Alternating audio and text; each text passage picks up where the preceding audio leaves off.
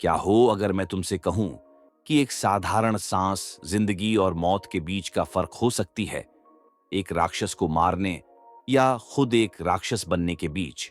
Daemon slayer में सांस लेना सिर्फ जीने का जरिया नहीं, ये एक हथियार है, एक परंपरा है, एक ऐसी विरासत जो खून, पसीने और सदियों की कुर्बानियों में डूबी है। स्वागत है ब्रेथिंग टेक्निक्स की रहस्यमयी दुनिया में। चलो इसे तोड़ते हैं एक सांस में। तंजीरो के तलवार उठाने से बहुत पहले एक आदमी था जो चांदनी में आग के साथ नाचता था। वो आदमी योरी चित्सुगिकुनी पहला था जिसने मूल ब्रेथिंग स्टाइल अपनाया।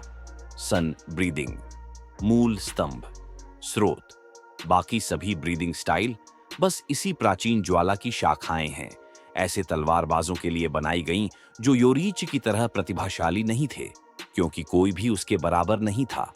बिल्कुल नहीं। उसकी दिव्य तकनीक को अपनाने के लिए तलवारबाजों ने सन ब्रीदिंग को आसान और विशेष रूपों में बांटा। हर एक फॉर्म इस हिसाब से बनाया गया कि वो यूजर की शारीरिक क्षमता और तत्वीय जुड़ाव से मेल खाए।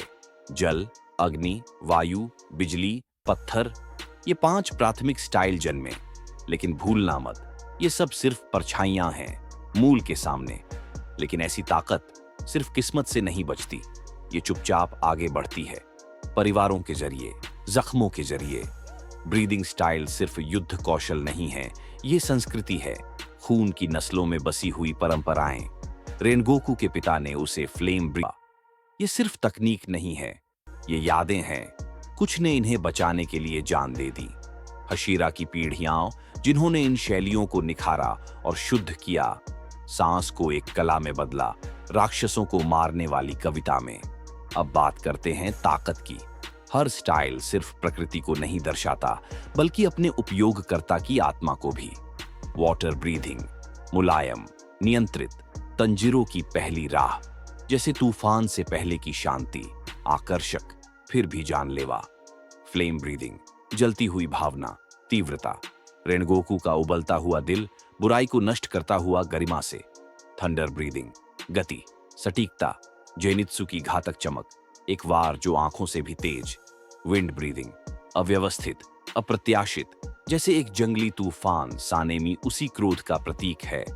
स्टोन ब्रीथिंग, अडिग, विशाल, पर्वतों की ताकत। हिमिजीमा की मुट्ठियां राक्षसों को चट्टानों की तरह कुचल देती हैं। बीस्ट ब्रीथिंग, अलक्षित, सहज, परंपरा से नहीं बल्कि जीवित रहने से जन्मी इनोसुक की जंगली रचना। मिस्ट ब्रीथिंग, छलपूर्ण, मौन, टोकितो की शैली भ्रमित करती है, वार करती है और धुंध की तरह गायब हो जाती है। लव और सरपेंट ब्रीथिंग, अनोखी और विशिष्ट, फुर्ती, भावना और अप्रत्याशितता का एक नृत्य की तरह विनाशकारी रूप, और तलवार को एक परम तालमेल में बांध देती है। सन ब्रीथिंग सिर्फ एक तकनीक नहीं, ये एक दिव्य नृत्य है जो बुराई को उसकी जड़ से मिटाने के लिए बना है। लेकिन डीमन स्लेयर को खास बनाता है सिर्फ लड़ाई नहीं है, ये है लड़ने की वजह। हर सांस, हर फॉर्म, ये प्रेम, खोना और सम्मान से जुड़ी है। तंजीरो की शांत दृढ़ता से लेकर जेनित्सु के डर में छिपे साहस तक, ये तकनीकें अहंकार के लिए नहीं हैं, ये सुरक्षा, मोक्ष और विरासत के लिए हैं। तो अगली बार जब तुम डीमन स्लेयर की कोई लड़ाई देखो, सिर्फ तलवारों की टकराहट या आग की गरज मत सुनो, सांसों को सुनो, क्योंकि उसी सांस में एक योद्धा की आत्मा है।